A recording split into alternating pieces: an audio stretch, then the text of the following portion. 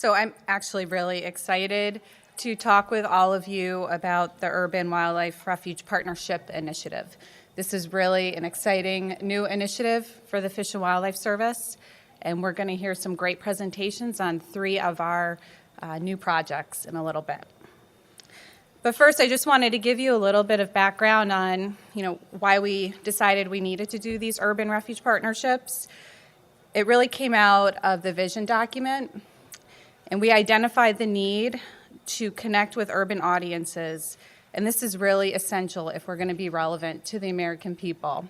And we heard a lot about that yesterday, and this was really, connecting with these urban audiences was really a priority coming out of the document.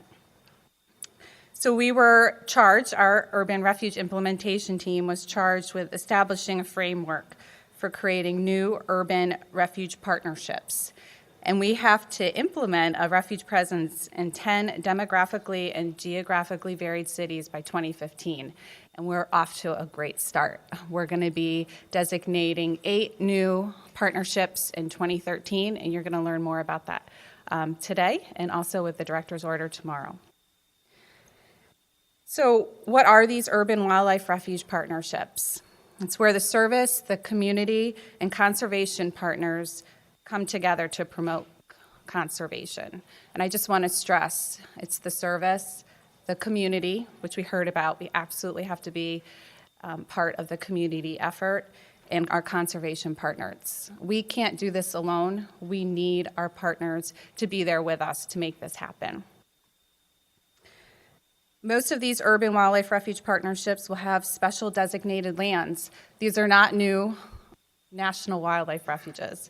These are not new national wildlife refuges. I think that has caused some confusion. These are really urban partner lands. Partner lands, not ones that the service owns, but really our partners. And you're going to hear more about that in a few minutes, specifically Masonville Cove. That's going to be our first presentation where we're working in partnership together. Am I still there? No? I don't know. I don't know either.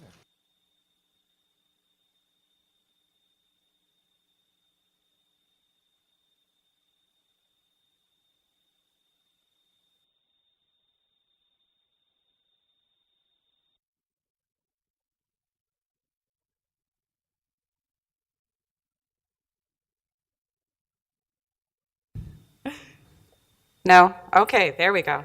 Can you hear? No? All right, I'm going to use this one. So when we set out, we weren't sure if there was going to be interest in this new effort, if we were going to get support from the regions and from the Fish and Wildlife Service and our partners. And I have to tell you, we were so excited to see the response we got. The number of projects that came in, I have to say, in Region 5, I think we had 16 projects that came in from our region, really thinking about ways that we can set up these partnerships. And we identified 8, which I talked about before. And we're going to be actually learning more about the director's order tomorrow, and where we're going to be formally designating these new partnerships.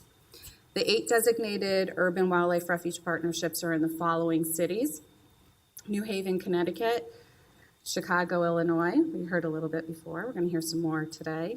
Houston, Texas; Providence, Rhode Island; Seattle, Washington; Baltimore, Maryland; Los Angeles, California; and Albuquerque, New Mexico.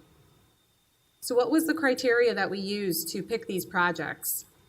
We really wanted to pick projects that were visible and targeted to reach urban populations. We needed existing partnership opportunities there and matching resources. We don't have a lot of money for this initiative. We really needed to find partnerships that we could be leveraging resources together. We also wanted to be value added. For the Fish and Wildlife Service to be engaged in these partnerships, we need to really bring something to the table. There are so many excellent partnerships in urban communities, but we really want to bring something special, and we have a lot to give. And we also want to make sure there are wildlife benefits when we do go in and work in these communities. And finally, the projects have to be sustainable, both by the Fish and Wildlife Service and by the partners. So when we were picking projects, we really were looking at that. Are these partnerships the partners involved and the community efforts, are these going to be sustaining? Are they going to continue? Because we don't want to walk away from these partnerships. We really want these to continue to grow and have a really strong impact. Some of you heard the New Haven, Connecticut project yesterday. Michelle Frankel from Audubon, Connecticut did an outstanding job providing that presentation. That was in the morning partner session. That's one of our 8 projects. And today you're going to actually hear 3 other projects. I'm really excited for all of you to learn about those efforts.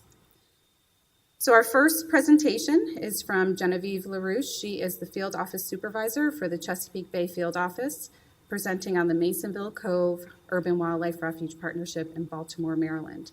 And we're going to actually go through our 3 presentations, and then at the end of those presentations, we're going to open it up for questions. Genevieve? Good morning, everyone. Frank Hammondson from the Maryland Port Administration and I are going to be doing this presentation together, but I first wanted to introduce Frank. He has been a great friend and partner to the Fish and Wildlife Service and to the Chesapeake Bay. He's a visionary and he makes dreams happen. Welcome, Frank.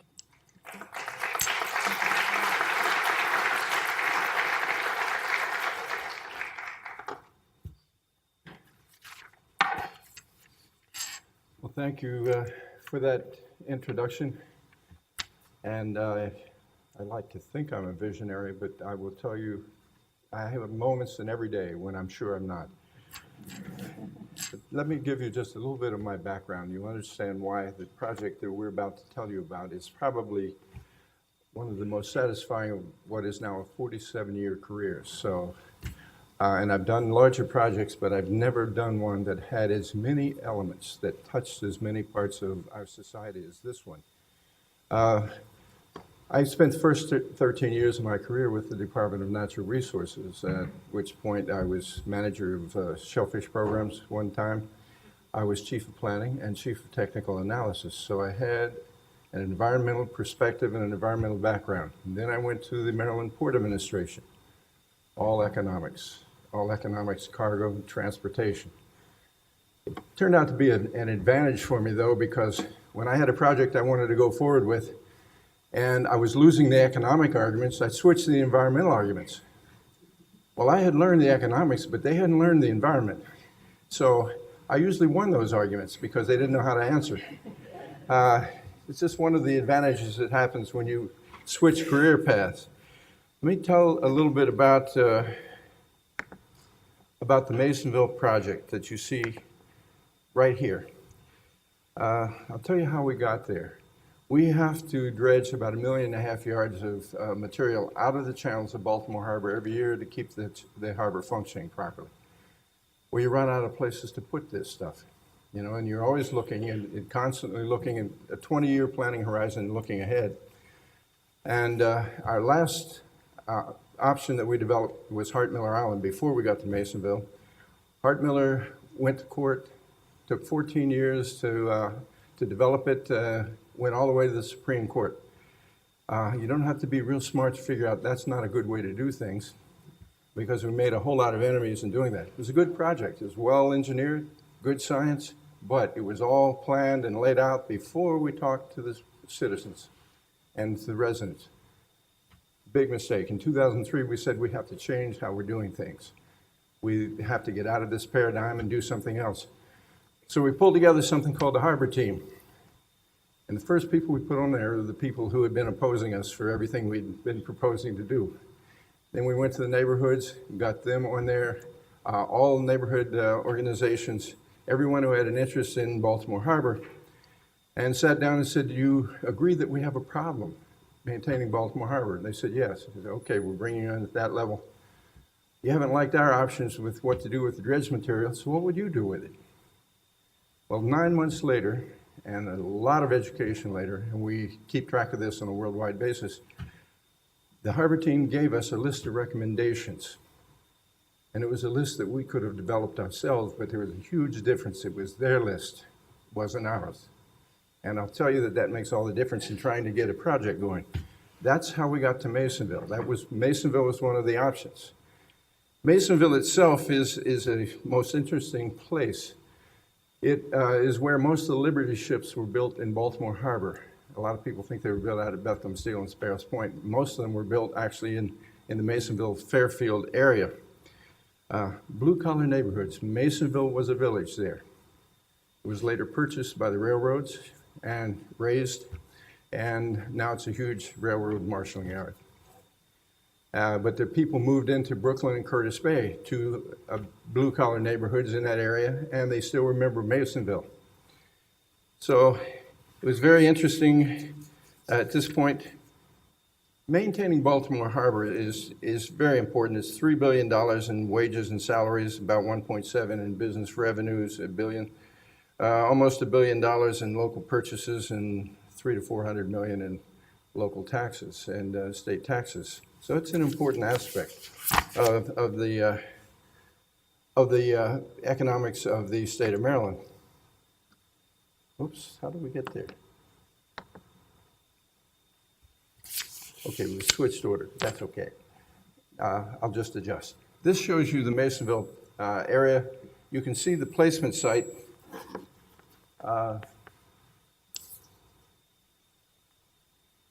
This is the placement site.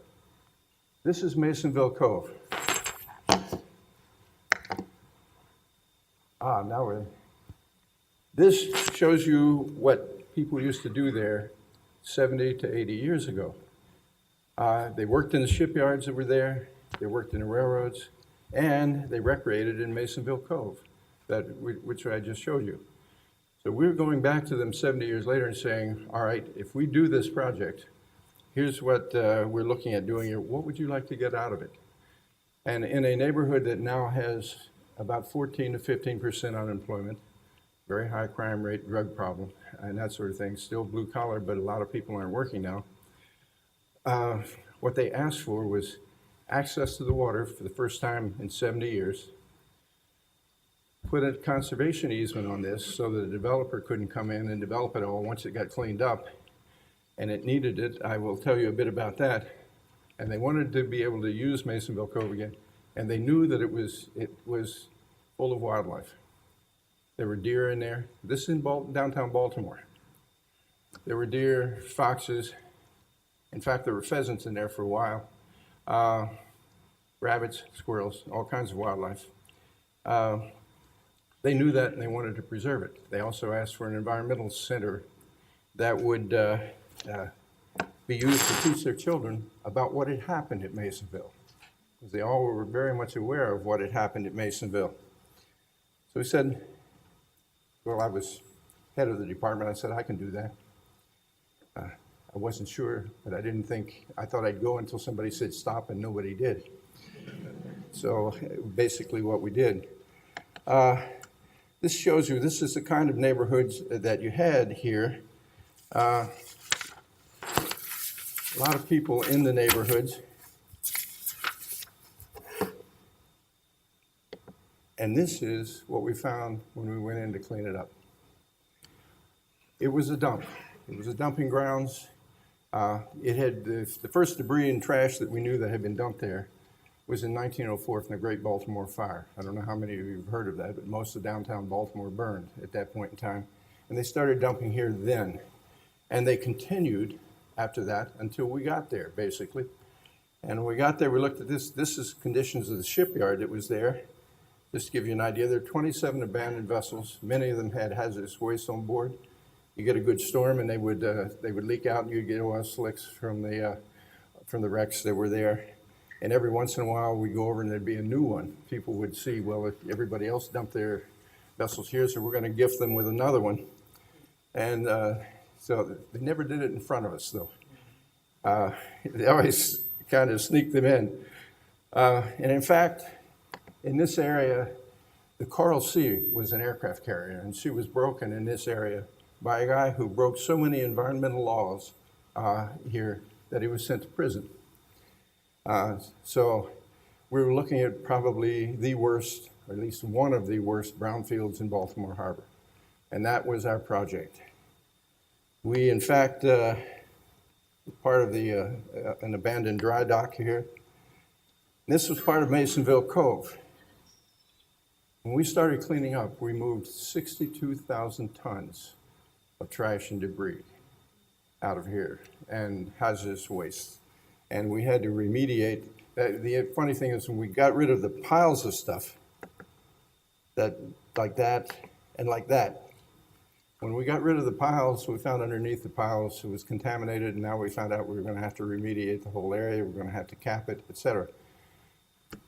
First suggestion was go in there and just wipe things out and replant and start over again. I said, no, there's wildlife in there. Whatever we do, we're going to have to phase it and stage it so that it can remain a wildlife area. And that was the whole purpose. Now, again, I was so impressed with the request that came from this blue-collar neighborhood. Give us Masonville Cove, restore it, preserve it, and give us an opportunity to use it again after 70 years. It was absolutely a wonderful opportunity for me, and I'll just flip through here very quickly. Let's see, okay, that's the cleanup in process. That's what a lot of it looked like after we had it cleaned. That's when we found out that, we had a lot of metals and other things there that had to be remediated, and that's when we found out we were going to have to cap it as well.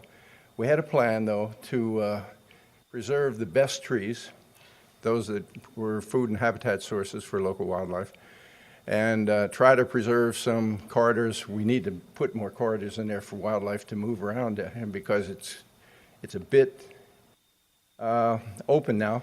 This, by the way, was a suggestion that came from the neighborhoods. This was going to be a riprap dike.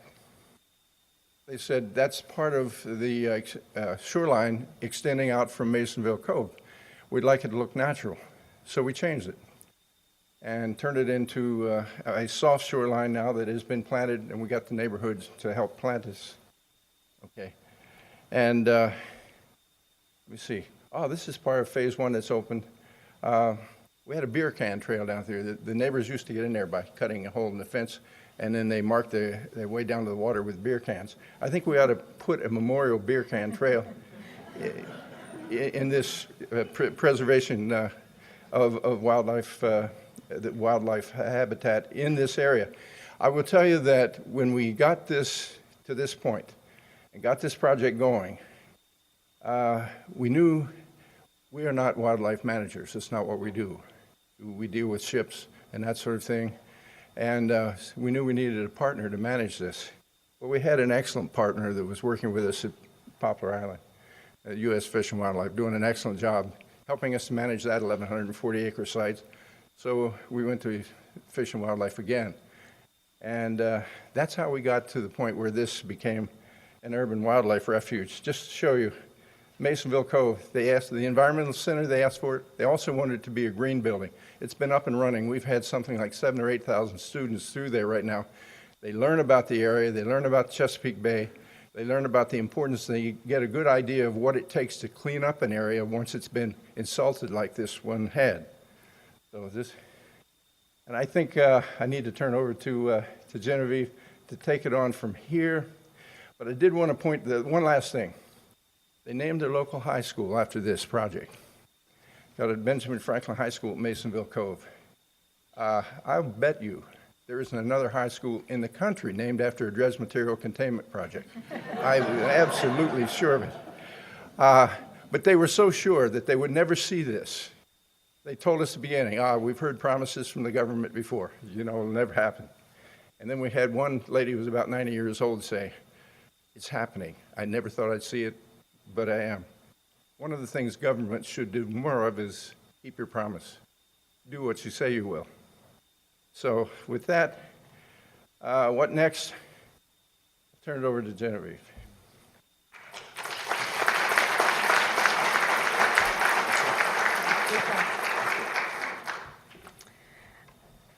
Thank you very much, Frank. That was great. As you can see, so I went and shortly after coming on as project leader at the Chesapeake Bay Field Office, I met with Frank Hammonds and his organization, who's one of our biggest partners at Poplar Island Restoration Area. And they gave me a presentation similar to this one about what had happened at Masonville Cove. And I was just blown away. And I was blown away by how thoughtful it was and the grassroots aspect of it, that this is what the community asked for.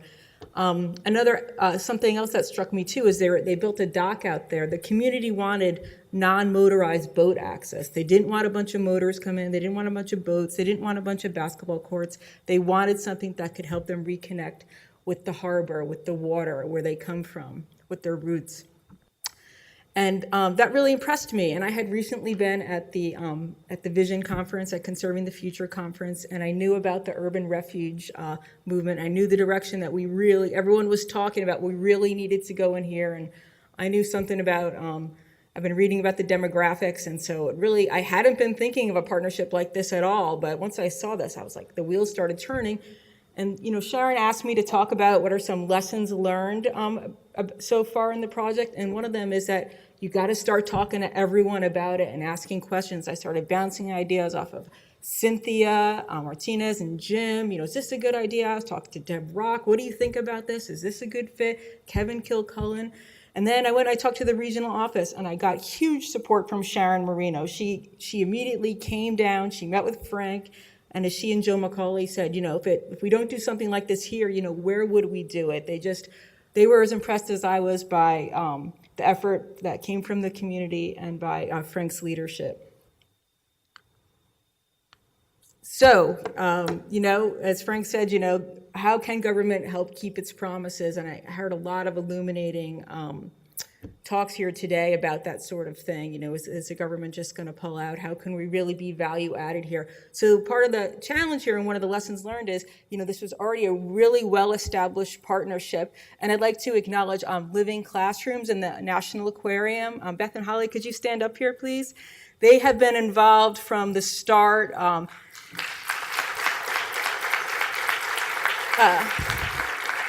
Living Classrooms runs the Visitor Services Center that if you're coming out on Thursday, they're kind of the face of the organization, and the National Aquarium does tons of outreach and restoration projects there, and they've been very thoroughly involved. So we're thinking, how can we be value added here? And so we've got a lot of technical expertise, and one of the things we realized we could do is we could help with the wildlife management, making this really good wildlife habitat, and then really help with the visitor services aspect of it, which I'll talk more about later. Could I have Chris Guy stand up, please? Chris is in my office. Chris was the mastermind behind this wildlife management plan. And, Baltimore Harbor is a major flyway, and we think this could be a really great bird nesting habitat, including a rookery and fish habitat as well. We're putting reef balls out there, et cetera. And so it's got a bunch of management recommendations. Right now, the Masonville Cove team and the harbor are looking at them and seeing where we can find funding for them and create some really good habitat here. And I think the perspective that we add here is that we're taking a bay-wide, landscape-level approach to it. And I'm going to be addressing the issue of funds here. And this cost staff time to do it, but it really didn't cost us any extra funding to do. It wasn't. Sorry, Chris, I'm speaking for you, but it wasn't that hard because we do work in habitats like this, and we do plans similar to this. So we weren't reaching really that far out. It was some type of area we were familiar with, type of wildlife we were familiar with. So here's us working with the partners. So another lesson learned is demonstrate early successes. One of the first things that we did, we signed an MOA with MPA, with Frank's agency, the Maryland Port Administration, early on. And shortly after that, Chris and a bunch of people from office went out with the partners on site and set up an Osprey platform.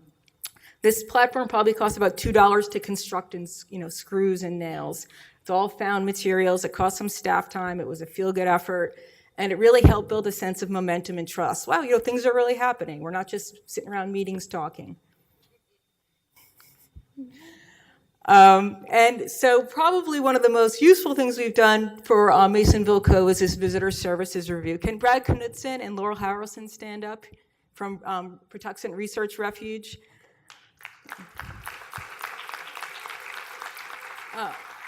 Brad should really be up here with me, but I guess there wasn't really enough time on the agenda, but they've been 50-50 partners in this whole thing, and with Fish and Wildlife Service. And this was enormously helpful to them. It has 78 management recommendations. They're what Refuges does really well as visitor services. So they had a crack team of great professionals go out there. It's soup to nut recommendations, small ones. Where can you place this sign for greater visibility? What are some long-term strategies to make this sustainable? And this was extremely helpful. And again, it was in-kind services. It was staff time, but it wasn't, a lot of out-of-pocket money for the refuge. And they continue, the Masonville Co-Partnership meets monthly and talks about the recommendations and talks about prioritizing them. And they've already implemented some of the low-hanging ones, and they're working on some of the larger ones. This is John Theis. This is a student that Patuxent Refuge and I funded for last summer. He's from the local neighborhood, and he worked at Masonville Cove in the visitor center. And he did also spend, he's out of Patuxent there running with some kids. He also spent some time in our field office. And so that was a really, positive experience, and it's an example of, the refuge and the field office coming together and making this happen. Oops. Other ways we've been value added is we had a fishing in schools program. We got a grant from Headquarters Fish and Wildlife Service. We taught the teachers how to fly fish at the Benjamin Franklin Cove, at Masonville Cove School, and they're going to be teaching the kids how to fly fish this fall. We've also brought other partners to the table, such as the Park Service, Department of Transportation, and the Chesapeake Conservancy. And we're hoping that through these efforts, we'll find some additional funding, some more leverage, and make more good things happen at this site. Excuse me. So what's our dream here? What's this vision? So we've been working on this project for only, a year and a half so far, but we're off to a good start. But we'd really like to see a sustained Fish and Wildlife Service presence out here. We think there's a really good chance to make a difference and outreach to this community. There's already really good grassroots efforts going on. There's really well-established partnerships. And in the short term, we're going to hire another Fish and Wildlife Service intern, hopefully from the local community, that's going to implement some more of the recommendations in the visitor services plan, and most importantly, do sustained outreach to the community. I really hear the message here, and we've been talking about it a lot before, that we really need to make sure we're reaching into the local opinion leaders, the church groups, the community gardens, all of that, if we're going to really call this a successful, sustainable effort. So Sharon asked me to talk about what some of the barriers are here too, and there's several. The first one is geographic. Although as the crow flies, Masonville Cove is very close to these neighborhoods, but it's separated by a railroad track and by a highway, and it's hard you can't really walk there or ride your bike there easily. So there's been lots of discussions about trying to get a local bus line, to get the city to bring a bus line there, about finishing a bike path from downtown Baltimore.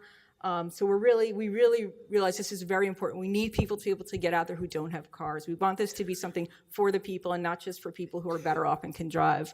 And then there's cultural. I am not the same ethnicity and culture as a lot of the neighborhoods it's serving, and so are some of the people that work there.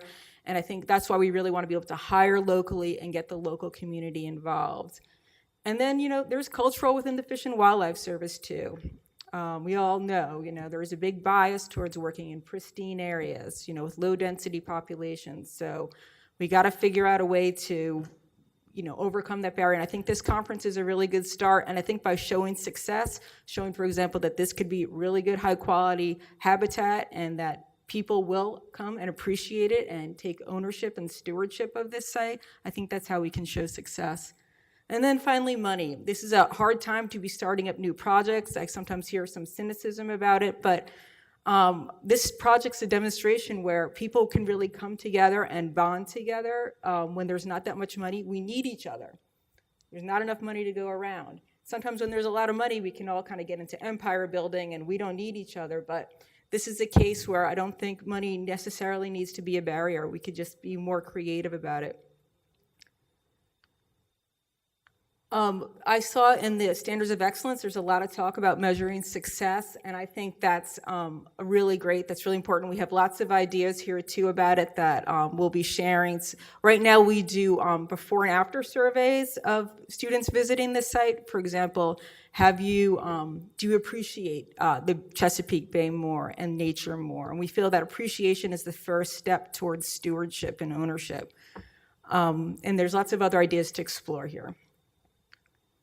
Finally, what are the lessons learned? I already talked about some of them, and that's, making sure you tell everyone, communicate about it a lot, make sure you get ideas, and that you'll really be surprised. When you're excited about it, other people are going to get excited, and so many people are willing to chip in and help, and we already have so many good ideas flowing just by talking about it. And then start small. Sometimes things can seem overwhelming, but to get some small early successes, make things happen, and then start building a sense of momentum. And then probably the most important thing is take the time to foster relationships and build a sense of trust. We all know that, but these things can't be rushed. You have to show it over time that you can really make this happen together, and that you're not in competition with each other, and that by working together you can go really far. And then I think something that has been coming up here a lot is the issue of change and trying to adapt, say, the Fish and Wildlife Service and maybe some of the other agencies here. I'm not sure what your missions are, all of you, is why we need to change. And I think we just need to keep pointing out that if we want things to stay the same, meaning a vibrant fish and wildlife community, that's supported by the American public, then things need to change if we want things to stay the same. And finally, and this is something that Frank's told me before, and I take a lot of inspiration from, that if you plant a seed, you never know where it will grow. So thank you very much, Frank.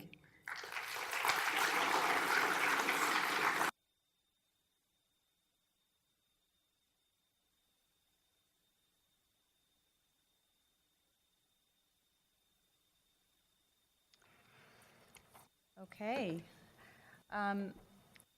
We thank you, Genevieve, and thank you, Frank. We're going to actually have our first designation event on Thursday, and I know Tom mentioned whoever's going to Masonville. It's going to be a special day, and we're really excited to formally designate that site.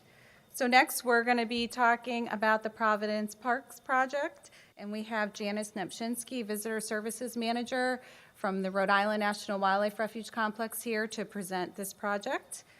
Janice?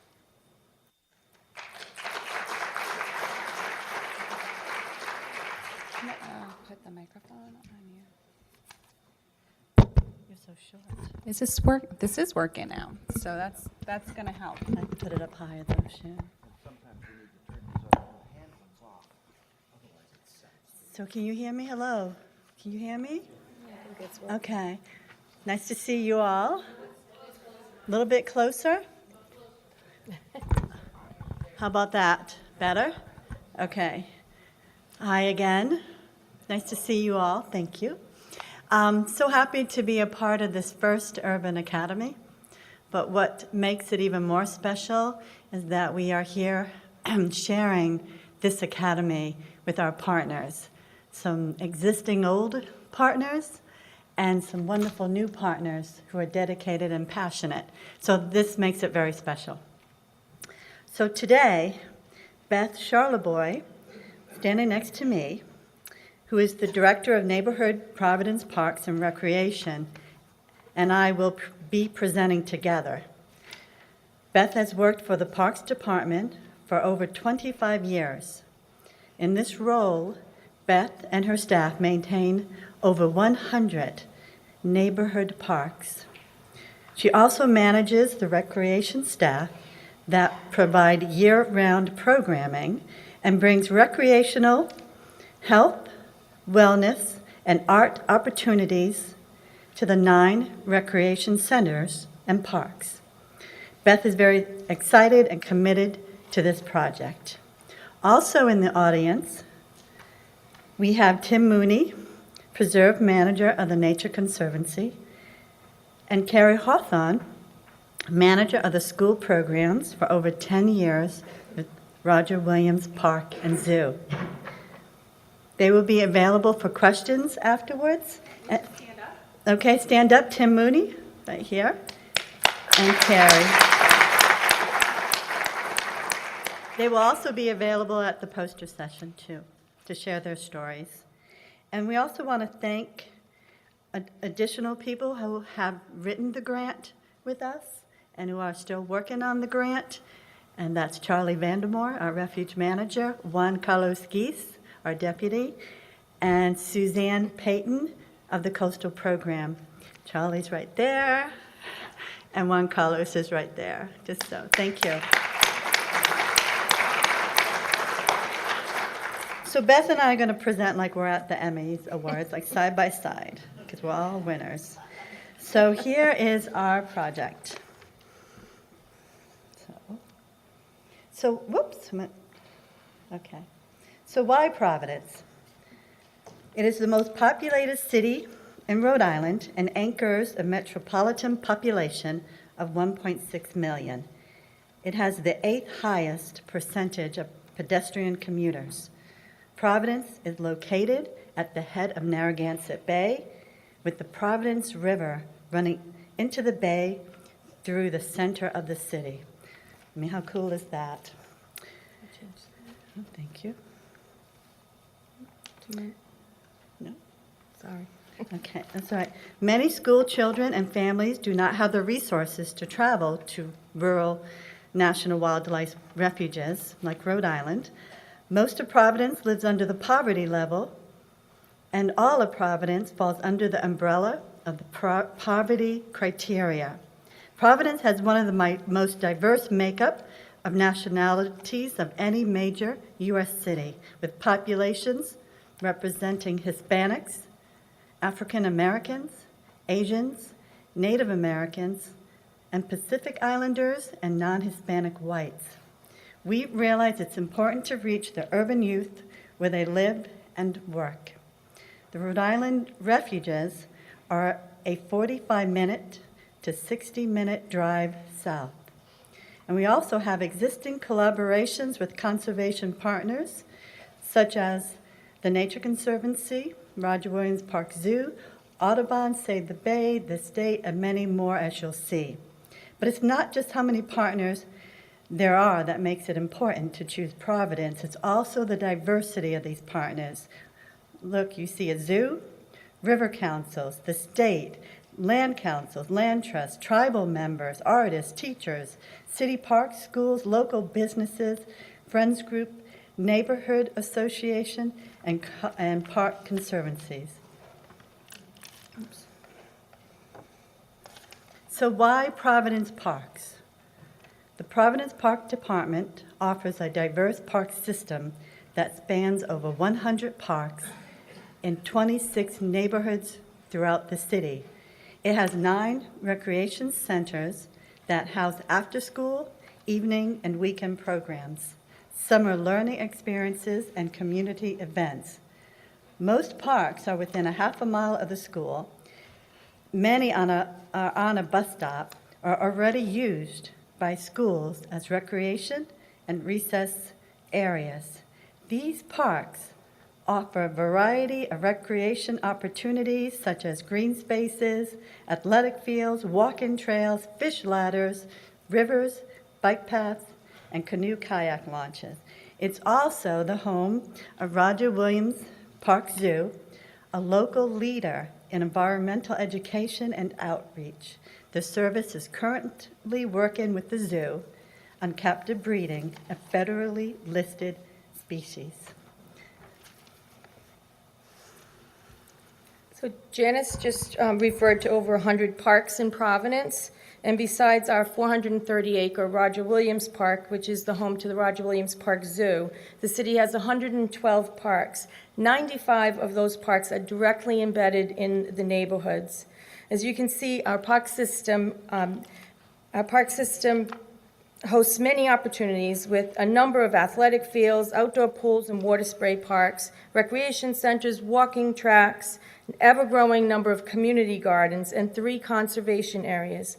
The mission of the Providence Parks and Recreation Department is to provide opportunities to all Providence residents to engage in recreation, physical fitness, cultural enjoyment, and community building in clean, safe public spaces, to enhance the urban forest by caring for and expanding the number of street trees, promoting their stewardship by Providence residents, growing and nurturing active friends groups to be stewards of their neighborhood parks, reflecting the unique identities and needs of the communities they live in.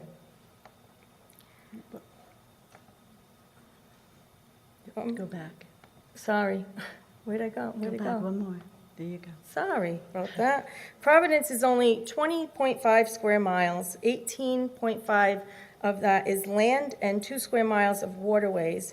In that relatively small area, Providence has 26 separate and very diverse neighborhoods, both ethnically and economically. 2 of our 3 conservation areas fall within some of the most economically challenged areas of the city. So even though there's opportunity in the backyard, most Providence urban youth and families remain unaware, unexposed, inexperienced, and uncomfortable with their natural surroundings. Our mission is to break down the urban barriers to nature. The disconnect is astounding, and as basic as being able to walk on a wooded trail. Sounds and sights of the forest or riding a kayak down an unfamiliar river are foreign and frightening, but shouldn't be and don't have to be. In Providence, we have the tools and the opportunity to change this mindset and make connections for our urban youth and families. In Providence, we recognize the importance of active friends groups and work with many neighborhood groups in the development or redevelopment of their parks. To help provide a better support system for neighborhood groups, in 2012, we established the Partnership for Providence Parks.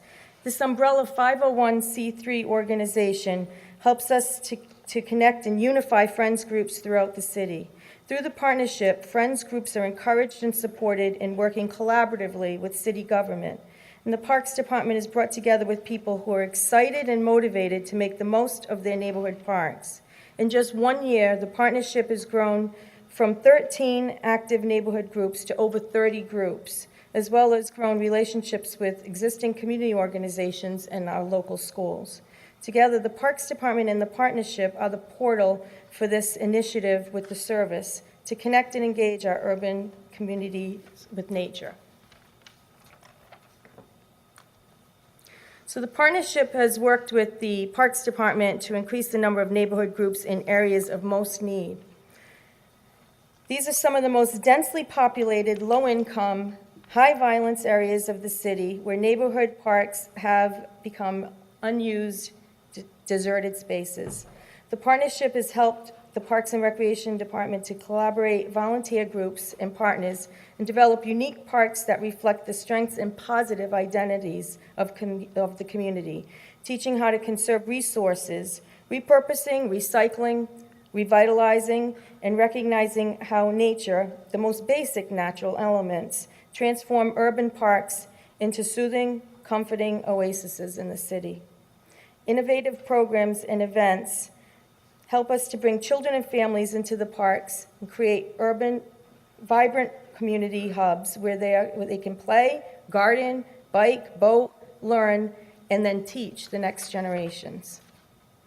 So now you can see why we chose Providence and Providence Parks and Providence Partnership. So how will we implement the project? We have a draft MOA with both the Parks Department and the partnership. It explains each of the parties' roles, responsibilities, and outcomes.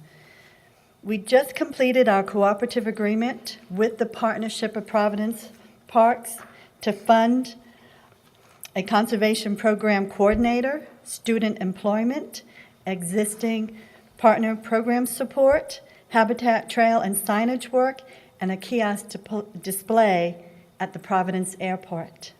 Funding comes from this grant, around $40,000, carryover from station funds, around $35,000, and the Friends of the Rhode Island Refuges, $6,000. We also have support from the state for trail work, at least $3,000 this year, and the airport donated the use of their kiosk in the terminal.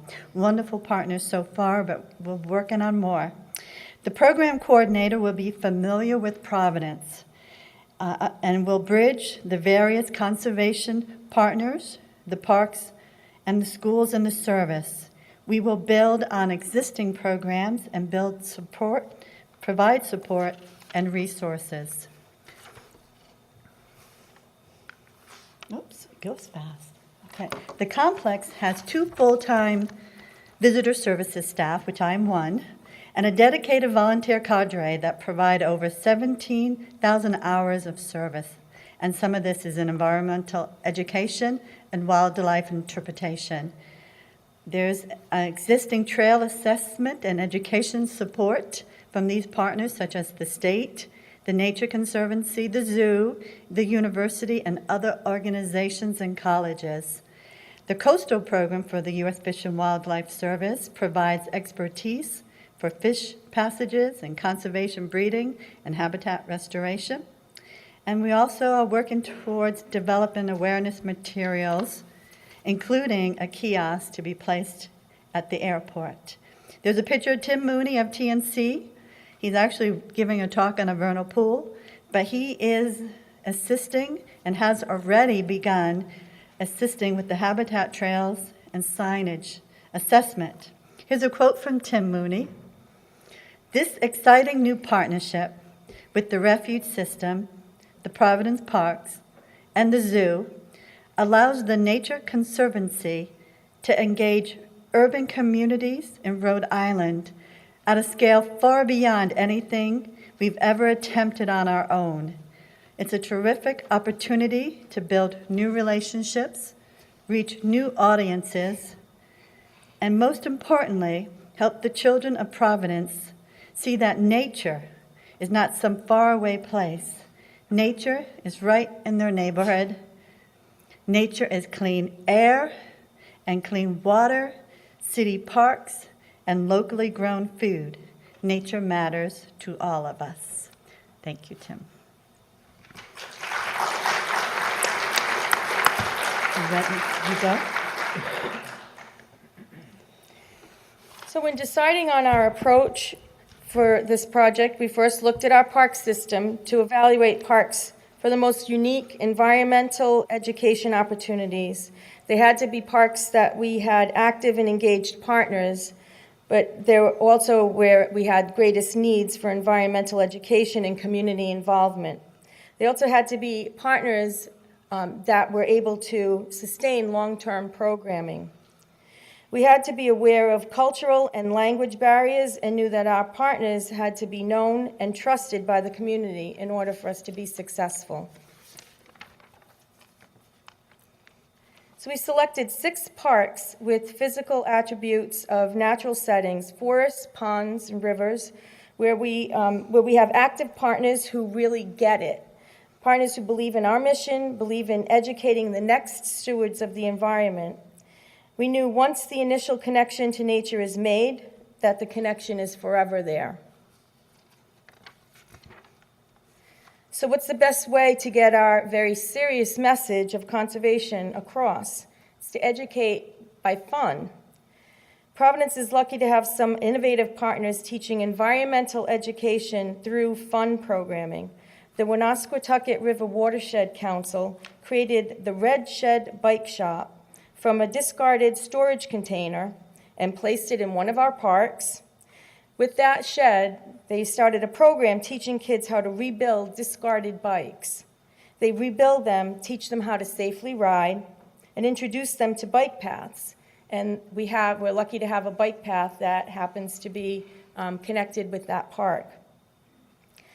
So they taught recycling, repurposing, sustainability with bike transportation, and brought to nature on the bike path, all without telling them the message, but showing and teaching them through fun.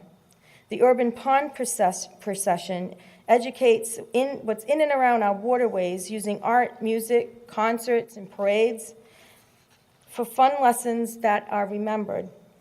Partners bring simple yet engaging activities into our parks, like storytelling, children's theater, puppet shows, all with important messages, but done through fun and enjoyment. The newest exhibit at the Roger Williams Park Zoo focuses on nature play. In our big backyard and beyond the fence, Both spaces show youth ways to connect with nature in urban settings and promote play with natural elements. The zoo's Nature Swap program encourages youth to be aware of their natural surroundings. They collect nature items, leaves, pine cones, they can take a picture of something, and bring it to the zoo for points. They collect points to swap up for other and bigger items. It's all promoting awareness of our natural settings and even our urban neighborhoods. Right now, the zoo has 1,163 youth that are registered in this program, and the largest group of any city or town that's participating, 144 youth, are from Providence, which is really encouraging and exciting. Through the Urban Presence Partnership Project, these innovative programs will all have opportunities to be expanded on, and new initiatives will be introduced so more urban youth can experience and connect to nature where they live. The zoo and other partners have train the trainer programs. The zoo offers teacher institutes where the teachers become the scientists and they in turn take students on field trips, some to Rhode Island refuges. At the teacher institutes, the teachers and their students learn about the conservation breeding programs at the zoo and the work with the service. And right now they're working on the New England Cottontail project and the American burying beetle. Some of these students can become interns, as seen here, and hopefully future employees. We're hoping that they have the aha moment during these field trips.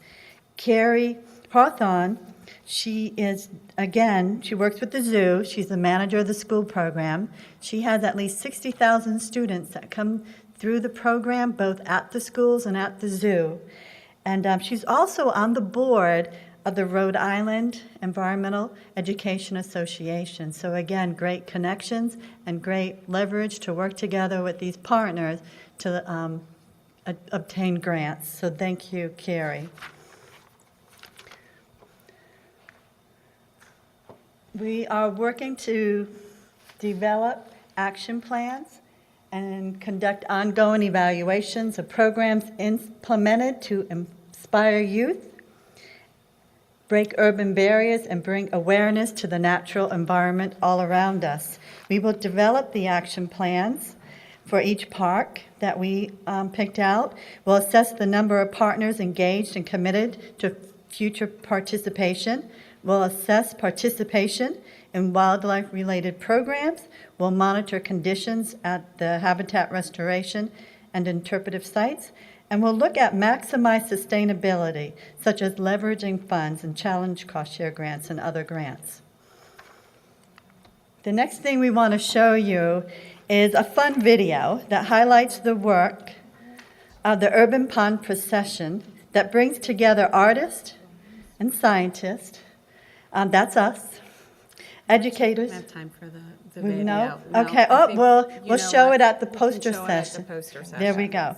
And educators and concerned citizens are engaged. So come look at, we'll be at the poster session and we'll show it then. Thanks, Sharon. Thank you.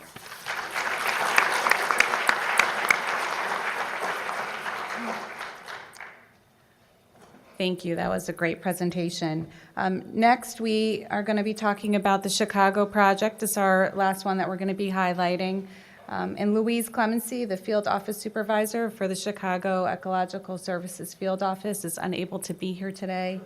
But we have Judy Pollock, the Director of Bird Conservation for Audubon Chicago region here. And she's going to be doing the introductions and talking about this project. Judy?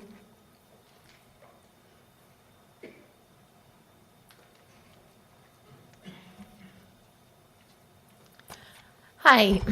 So originally, Cynthia Moreno from the Cook County Forest Preserve District was going to be in my place, and she had an emergency and couldn't make it. And then Louise Clemency was going to be here, who also had an emergency and couldn't make it. So we are in the deep bench, okay? And the proof of that is that I managed to somehow not get the slides here. So anyway, just imagine, more pretty nature pictures, pictures of people engaging, you've seen them, replay them. Okay. And, I'm sure they're probably watching Cynthia, Louise, I'm sorry.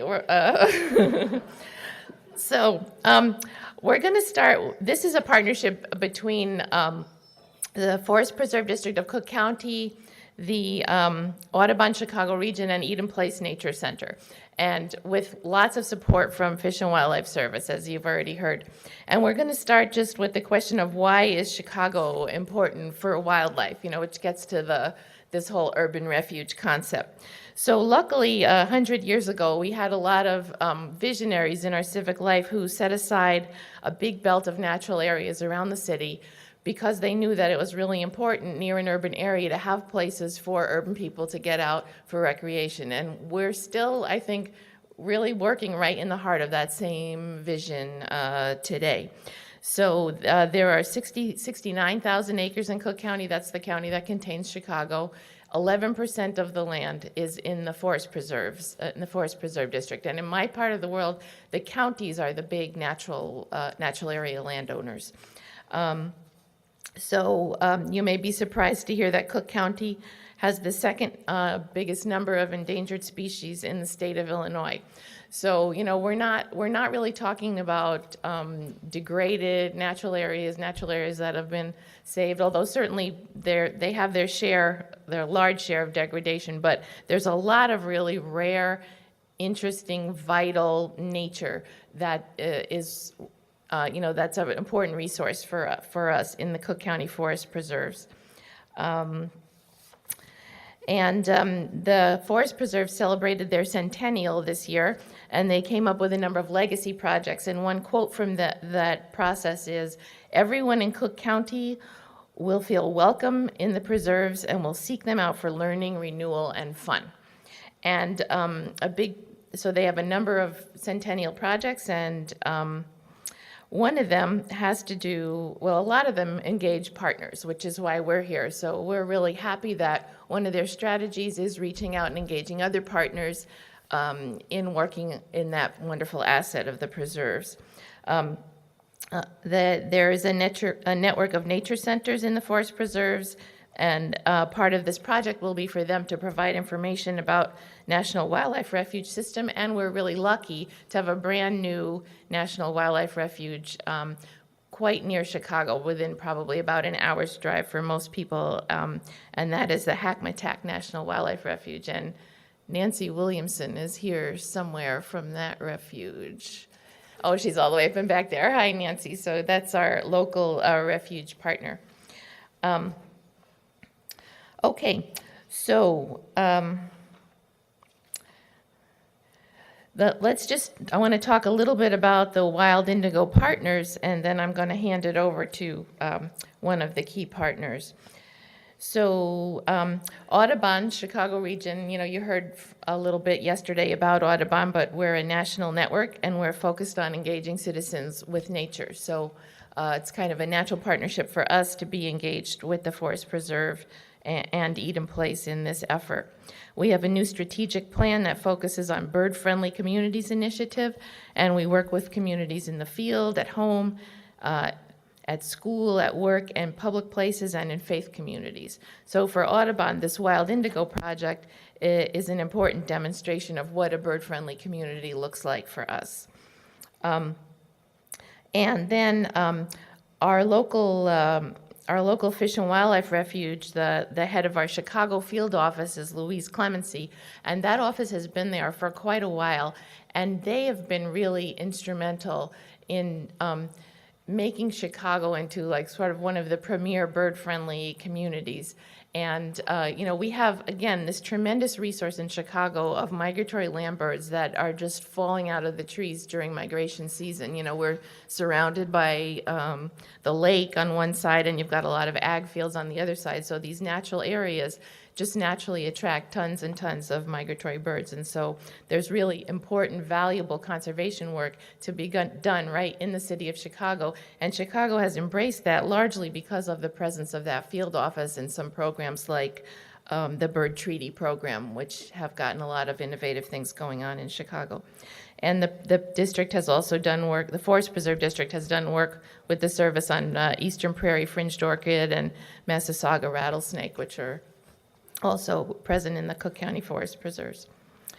So we're going to talk today again about the wild indigo, and you heard from our fellows earlier, and I think my biggest lesson learned was that when we were interviewing people for those jobs, we had a whole stack of resumes from biologists and environmental educators, and none of them were from the community, and so like that whole stack of people who knew the Latin names of all the plants and et cetera, went in the garbage, and we just really did a lot of outreach to communities. And I really think that, I think you can see that decision really paid off, and that that was probably the smartest thing we did, and I think that the excitement that the fellows have for learning about nature is a big part of what makes our project so successful. So, and I want to introduce the other, there are two sort of managing partners of that Wild Indigo program,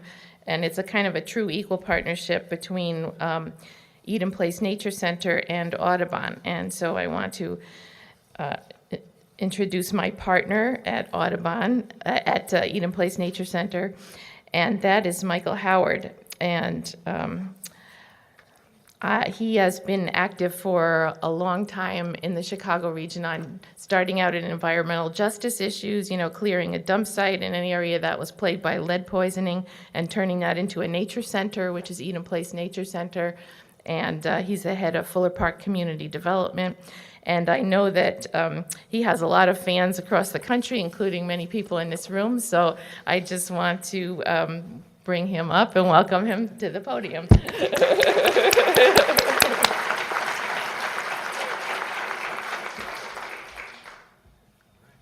Well, I'd like to say good morning, everybody.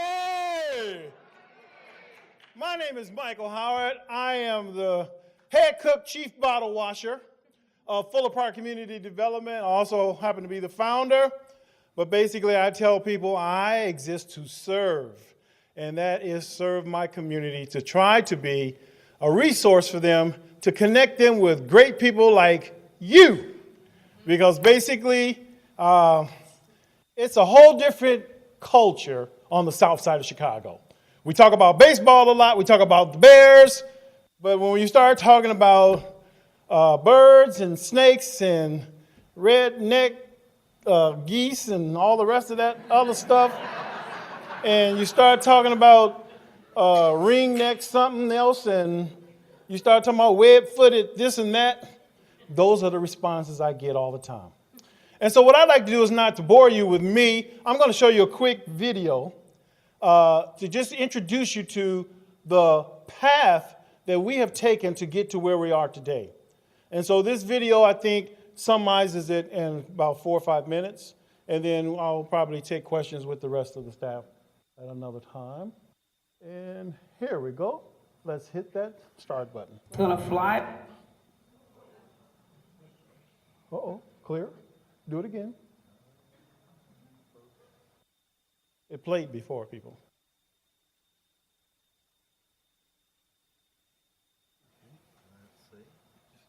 Open it up and double click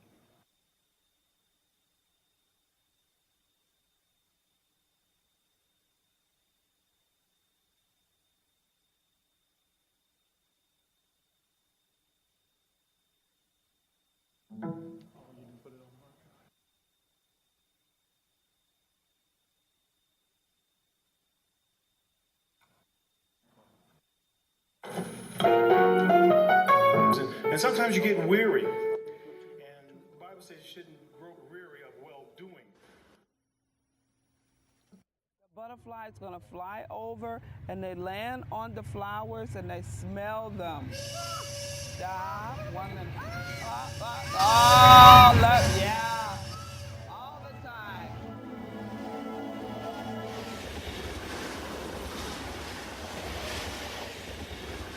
We're at 43rd Place and Stewart on the south side of Chicago, right adjacent to the railroad tracks. My wife and I feel like we're in the battle trenches every day sometimes, and sometimes you get weary. And the Bible says you shouldn't grow weary of well-doing.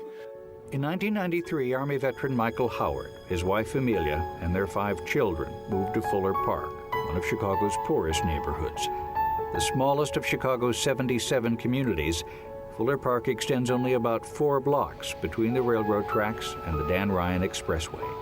It is home to nearly 4,000 mainly African-American residents. High crime, unemployment, and pollution are among the hazards of life at Fuller Park. I didn't even like coming back here 14 years ago because basically of those social ills. We had a situation where we didn't think we were going to stay in the neighborhood because some things were going on. The activist has become a gang target because of his work in trying to free that neighborhood of crime. ABC 7's Paul Mikey joins us with more about that. Paul. And Joel, this story has played out before in different neighborhoods and with different people, but the theme is always the same. A community activist who wants a better neighborhood is targeted by gang members who want to send a message. Michael Howard and his family today were lucky. The very same people that bombed my house are probably the same people I would extend my hand of help to. And so it disheartens me because I'm here to help people, not to hurt anyone. Early this morning, as Michael Howard, his wife, and 3 children slept, 2 Molotov cocktails slammed against the side of their Fuller Park home. The fire didn't get very far because Michael heard the noise, grabbed a fire extinguisher, and put it out. 5 gang members were arrested, guns confiscated. The next morning, Michael found a cherry bomb with a partially burned fuse in his mailbox, and he told police. Within hours, the block club president was told by another neighbor that the Howards could expect a firebombing. I said, how do you know they're going to burn his house down? Well, that's just what they do. They're going to retaliate like that. The incident has deeply upset Amelia Howard, who was raised in this house, left, but then moved back here to a neighborhood she loves. It hurts me because they attacked my family. They had no respect for my kids or who might have been hurt. This was to be a burden-free, happy day for the Howards. Their 8th grade daughter graduated as salutatorian of her class, and while they rejoice in that, it's not easy to relax given what happened. 10 years ago, a majority of lower-income homes in Chicago were built before 1978 and often had peeling lead paint. The permanent effects of lead poisoning in children are horrific, including learning disabilities, hyperactivity, stunted growth, reduced attention span, impaired intelligence, poor hearing, and violence. Today, over 1 million American children have enough exposure to harm their ability to think. Because contractors didn't always properly dispose of dangerous building materials, lead and asbestos contaminated the soil, dust, and water in vacant lots where Fuller Park children played. The lead issues were things that we didn't even understand was in our water, and they were in the playground, empty play lots that the children played in. The dust they would breathe in, the parents didn't understand that dirt was contaminated, and it caused their children to have troubles in school learning. A 1995 government study showed 20% of all Fuller Park children under 6 years of age had elevated lead counts. They were among the highest percentages in not only Chicago, but the entire nation. This was not the environment Michael and Amelia envisioned for their family. We were listed on the cover of the Tribune paper as the most lead-poisoned community in Chicago. And no one did anything. It was a great story, but my wife and I, Amelia, we waited for 2 or 3 weeks for something to happen, and nothing happened. I was complaining about it. And I think my wife, she said, well, what you gonna do about it? Some people say, what could be there? You know, that's a poor area they don't have, and they're neglected, but really, I think the best diamonds come from the roughest times. Michael founded the not-for-profit Fuller Park Community Development Corporation that began clearing the community of dangerous lead paint and building affordable low-income housing. This effort, combined with Mayor Daley's lead poisoning prevention program, saw that the lead counts in Fuller Park children were much improved. Since my father started working with the community, it's really changed a lot. I said, well, those people should get a job. She says, what you gonna do about it? Michael continued his campaign to better Fuller Park by establishing the South Point Academy. In this military-inspired trade school, dropouts, former drug addicts, single moms, and the homeless are taught marketable trades and skills. The South Point Academy is not an ordinary school. Its students are all adults who are trying to get their lives back on track. And its teachers are all volunteers. ABC 7's Harry Porterfield says these are some teachers and students you should know. Not a drill team. They march for an educational purpose. They are students of the South Point Academy, a school established to improve the lives of the homeless, hardcore unemployed, ex-offenders, and ex-drug users. Based in a Park District building at Fuller Park, the academy relies entirely on volunteers and operates solely on donations. Students are being trained to become proficient in environmental service. The students are in class for 15 weeks, receiving 400 hours worth of instruction, all of which cost them not a single penny. After I come out of this class, that means that I'll have a trade, which means I can go get a better job, but also I'm hoping that it'll help me to deal with people better. Michael Howard, founder and director of the South Point Academy, and someone you should know. I have a lot of STAR graduates. We have some who have gone on to start their own businesses, and then there's a lot of social problems in the community that everyone calls me for first. Mr. Howard, this is going on. What you going to do about it? Michael then turned his attention to a vacant 3-acre brownfield dump site near the railroad tracks and saw Eden. This time, even his best friends thought he was crazy. And I told them we wanted to have a prairie and a savanna and a wetland that we could use to teach children about ecology. They said, ecology? Man, don't nobody want to know nothing about no ecology. That's a white people thing. I said, no, it's a human being thing, because we've got to drink the same water, we've got to breathe the same air, and we have to eat the same food. When I said we were going to do all of this, they said, how are you going to do it? I said, I don't know. I just have the will.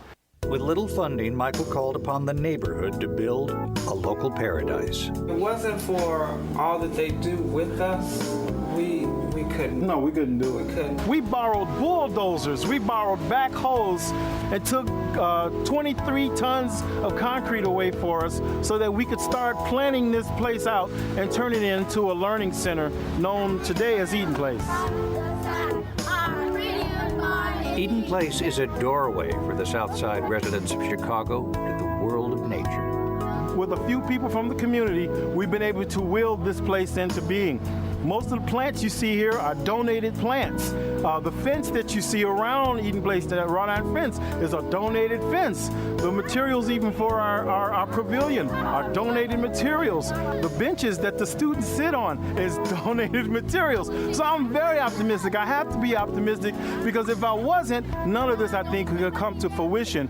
Welcome to Eden Place! Are you ready to have some fun? Yeah! Are you ready to learn about nature? Yeah!